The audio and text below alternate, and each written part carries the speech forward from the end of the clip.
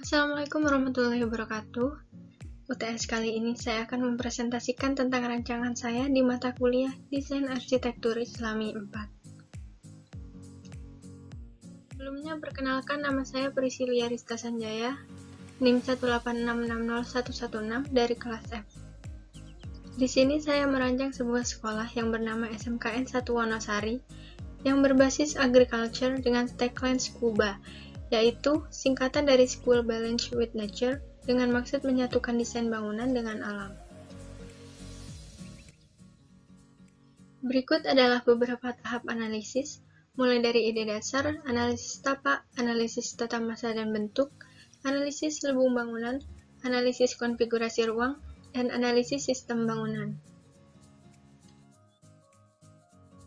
Bermula dari tapak yang berada di dataran tinggi dan memiliki view Gunung Kawi. Dalam desain ini, saya menggabungkan antara manusia, alam, dan bangunan, sehingga menjadi sebuah tagline Balance with Nature. Maksudnya membuat bangunan dekat dengan alam, melalui karakter desain memanfaatkan alam dengan menampilkan view terbaik ke arah Gunung Kawi.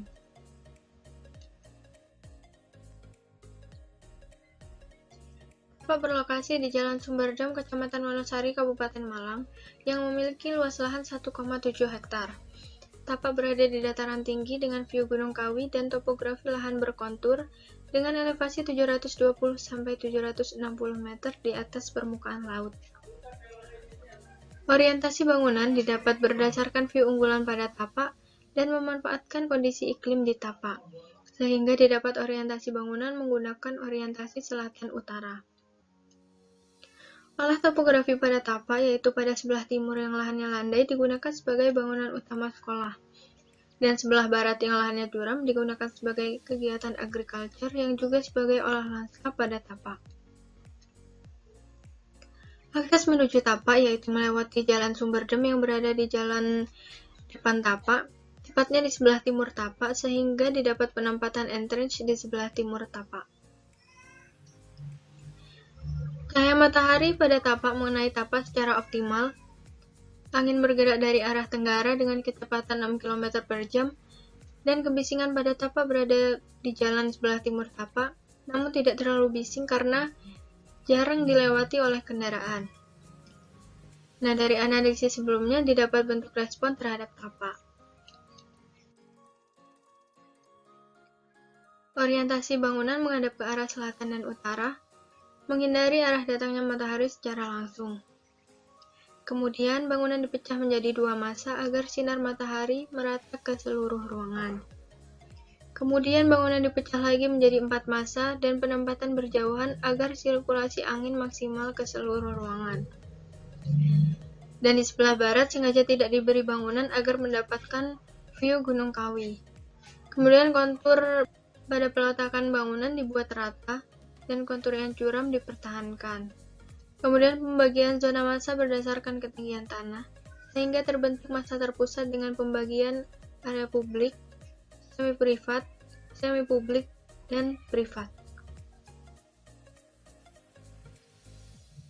Ketebalan insulasi menggunakan atap perisai dengan overhang yang lebar sebagai respon dari matahari dan hujan. Lalu struktur beton dan dinding bata merah untuk menghambat perpindahan panas ke dalam ruangan. Kemudian respon terhadap bentuk orientasi menggunakan secondary skin di sisi timur dan barat untuk menyaring cahaya matahari langsung ke ruangan, dan menggunakan kaca sebagai pencahayaan alami.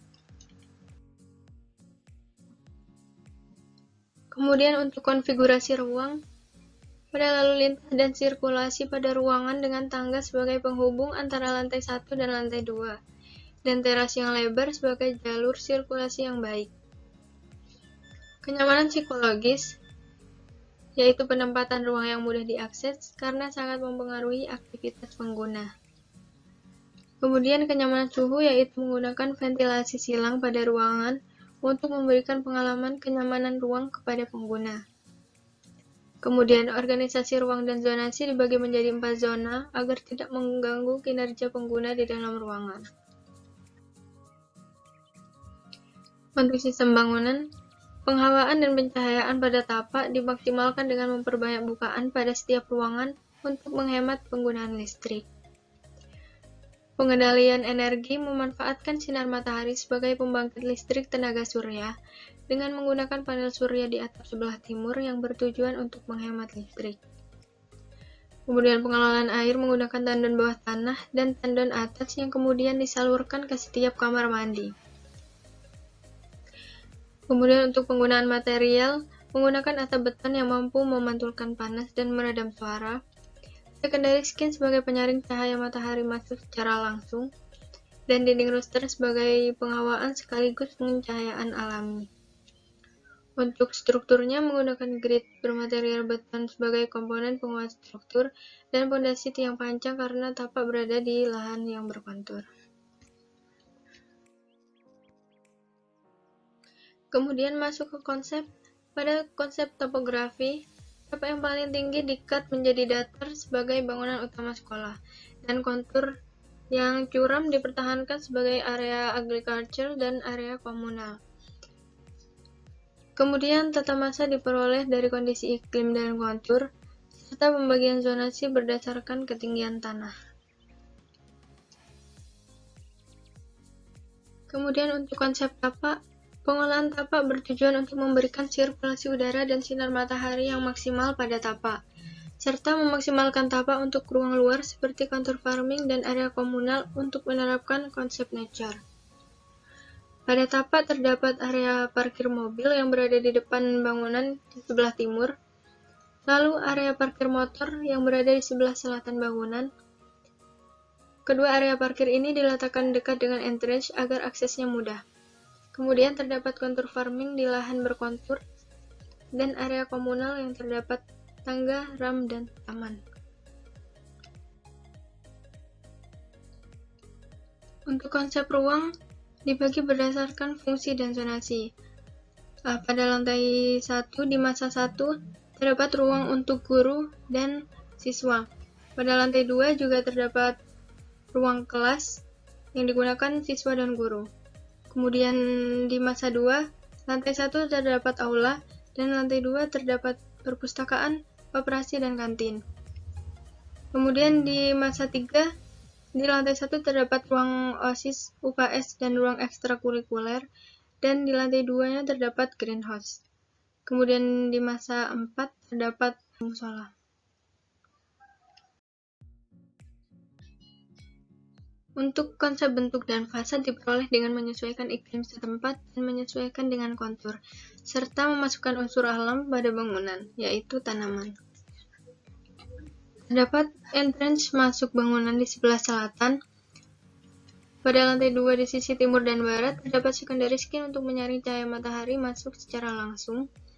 Bentuk ruang kelas yang sejajar antara lantai 1 dan lantai 2. Pada area kantin dibuat semi-outdoor. Pada ruang greenhouse bermaterial polikarbonat.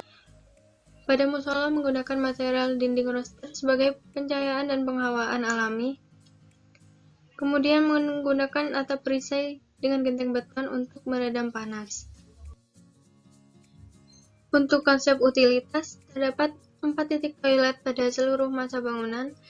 Saluran air bersih bersumber dari PDAM yang kemudian dilanjutkan ke tandon bawah tanah, lalu dipompa dan disalurkan lagi ke tandon atas dan berakhir di setiap toilet.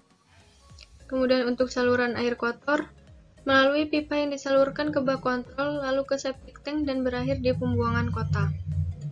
Lalu terdapat pembuangan sampah terpusat di tapak yang berada di pojok dan kemudian dialahkan ke pembuangan umum daerah. Lalu terdapat hidran di setiap masa bangunan dan sumber listrik utama dari PLN. Untuk konsep struktur harus menggunakan struktur yang kuat karena lahan merupakan area kontur dan oleh karena itu di sini menggunakan struktur grid bermaterial beton, menggunakan pondasi tiang panjang sebagai penguat struktur di lahan berkontur, dan struktur atapnya menggunakan atap perisai bermaterial baja ringan. Sekian presentasi dari saya, terima kasih.